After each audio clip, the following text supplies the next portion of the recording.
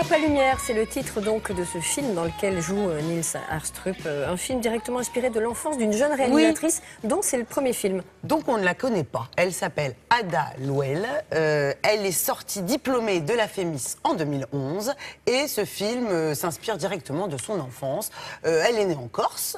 Elle a passé une grande partie de sa jeunesse en Côte d'Ivoire, puis elle est revenue à Paris pour y faire ses études. Il est question ici d'exil et de déracinement. Nils Astrup joue un père français installé en Côte d'Ivoire depuis 15 ans. Il est hôtelier, ça marche très bien pour lui. Mais voilà, lui et sa fille vont être contraints, nous sommes en 2011, de revenir à Paris parce qu'il y a eu quoi en 2011 ? La guerre civile. Ce père et cette fille, ado, 14 ans, se connaissent très peu puisque la petite habitait chez sa maman qui était une prostituée de luxe. Donc, dans un premier temps, ils arrivent dans un foyer d'accueil à Nice. Là, le film nous montre comment ces deux personnes de la même famille mais qui ne se connaissent pas vont devoir apprendre à cohabiter et à se découvrir. Donc déjà, là, c'est un joli film sur la paternité. Et aussi, comment est-ce que ça se passe pour cet homme-là qui n'était pas revenu en France depuis 15 ans et cette fille qui est française mais qui n'a jamais foulé le sol de la France, si Question vous voulez. des origines. Voilà, donc on est en plein dans un sujet d'actualité. Moi, ce qui m'intéressait surtout, c'était de vous faire le portrait, de rencontrer Nils Astrup, parce que grand monsieur de théâtre et de cinéma, réputé très mauvais caractère, on dira plutôt qu'il est très exigeant, césarisé pour un prophète de Jacques Audiard, et qui ne choisit jamais ses rôles tout à fait à la légère. Et ici, il va vous le dire, il a craqué sur une écriture, sur un scénario, mais il a été déçu par le résultat. Bah oui, c'est un métier, la réalisation. Parce que vous faites un film, on réalise, mais il y a le montage, je suis après. Il va nous expliquer tout cela très bien.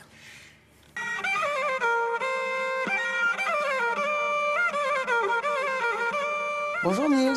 Bonjour. En Côte d'Ivoire, vous étiez où? À Abidjan. Vous avez de la famille en France? Avec laquelle je souhaite entrer en contact. La promotion de Bon Matin, j'ai l'impression que c'est quelque chose qui doit vous plaire. C'est une question de caractère. Moi, je suis quelqu'un d'assez timide, réservé. Ouais. J'aime pas tellement être dans ce genre de choses. Sympathique, agréable. Mais bon, quand j'étais petit et que mes parents me demandaient de me mettre à côté du géranium pour faire une photo, vous détestiez. qui me disaient souris, j'étais totalement... C'était l'enfer pour moi, tout ça. Les passagers du vol Air France. Vous êtes accompagné?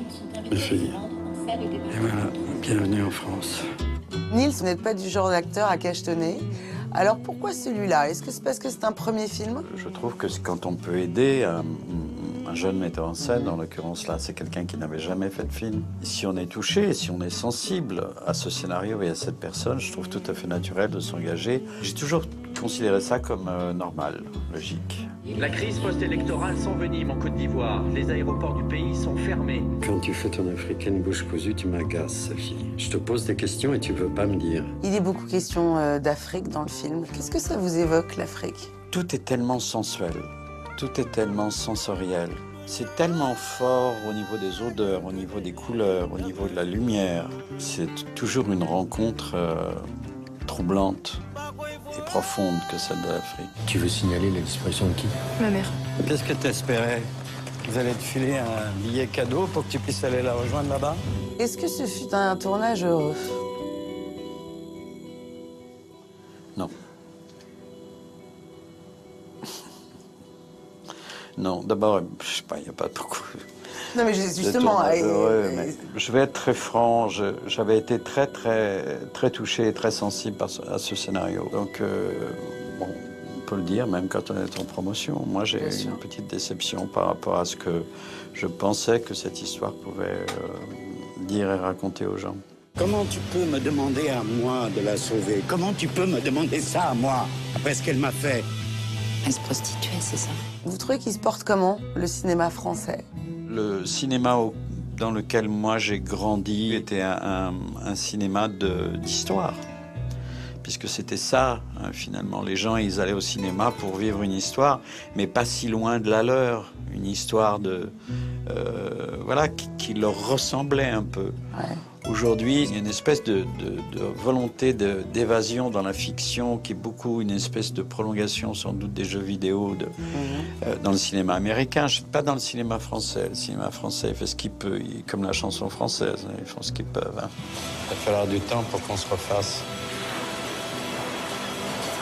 Merci beaucoup, Nils. Merci. Et merci à vous.